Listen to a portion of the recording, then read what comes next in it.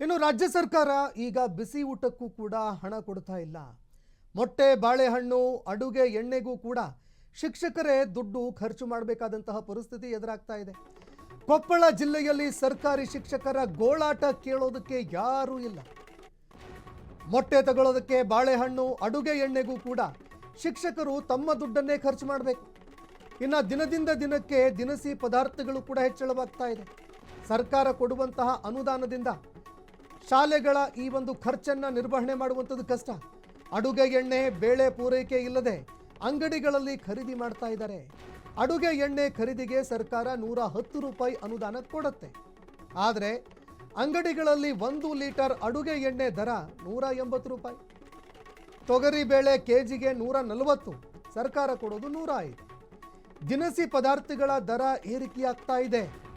ಈ ಹಿನ್ನೆಲೆಯಲ್ಲಿ ಶಿಕ್ಷಕರಿಗೆ ಹೊರೆಯಾಗ್ತಾ ಇದೆ. ಇದು ಶಿಕ್ಷಕರ ಸಮಸ್ಯೆಯನ್ನ ಬಗೆಹರಿಸಬೇಕು ಅಂತ ಜಿಲ್ಲಾಧಿಕಾರಿಗಳಿಗೆ ಮನವಿ ಕೂಡ ಮಾಡಿಕೊಂಡಿದ್ದಾರೆ. ಇದೀಗ ಶಿಕ್ಷಕರಿಗೆ ಇದು ಹೊರೆಯಾಗ್ತಾ ಇದೆ. ಸರ್ಕಾರ ಈ ಬಗ್ಗೆ ಗಮನ ಹರಿಸಬೇಕು, ಅನುದಾನ ಹೆಚ್ಚಳ ಮಾಡಬೇಕು, ಮಾರ್ಕೆಟ್ ವ್ಯಾಲ್ಯೂ ಏನಿದೆ ಅದಕ್ಕೆ ತಕ್ಕಂತೆ ಕೊಡಬೇಕು ಅಂತ ಮನವಿ ಮಾಡಿಕೊಳ್ತಾ ಇದ್ದಾರೆ. ಇನ್ನು ರಾಜ್ಯ ಸರ್ಕಾರ ಇದಕ್ಕೆ ಸಂಬಂಧಪಟ್ಟಂತೆ ಮುಂದೆ ಯಾವ ಕ್ರಮ ಕೈಗೊಳ್ಳುತ್ತೆ,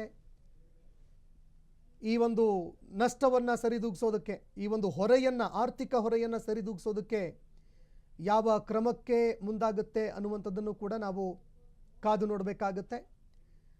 ಆದರೆ ಸಹಜವಾಗಿ ಇದು ಶಿಕ್ಷಕರ ಮೇಲೆ ನಿಜಕ್ಕೂ ಕೂಡ ಹೊರೆಯಾಗ್ತಾ ಇದೆ.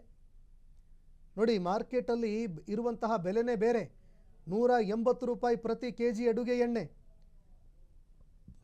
ಆದರೆ ಸರ್ಕಾರ ಕೊಡೋದು 110 ಮಾತ್ರ. ಈ ಗ್ಯಾಪನ್ನು ಹೇಗೆ ಫುಲ್ಫಿಲ್ ಮಾಡೋದು? ಶಿಕ್ಷಕರು ತಮ್ಮ ದುಡ್ಡಲ್ಲಿ ಖರ್ಚು ಮಾಡಿ ಮಕ್ಕಳಿಗೆ ಊಟ ಬಡಿಸಬೇಕಾದಂತಹ ಸ್ಥಿತಿ ಎದುರಾಗ್ತಾ ಇದೆ.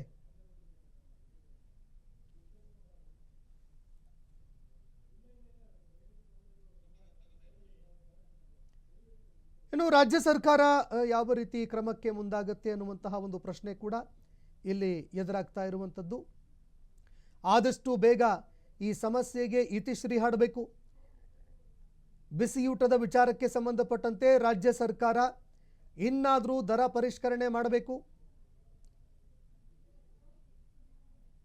ಮಕ್ಕಳ ಊಟಕ್ಕಾಗಿ ಖರ್ಚು ಮಾಡುವಂತಹ ಒಂದು ಅನುದಾನದಲ್ಲಿ ಹೆಚ್ಚಳ ಮಾಡೋದಕ್ಕೆ ರಾಜ್ಯ ಸರ್ಕಾರ ಮುಂದಾಗಬೇಕು ಅಂತ ಇದೀಗ ಶಿಕ್ಷಕರು ಒತ್ತಾಯವನ್ನು ಮಾಡ್ತಾ ಇದ್ದಾರೆ.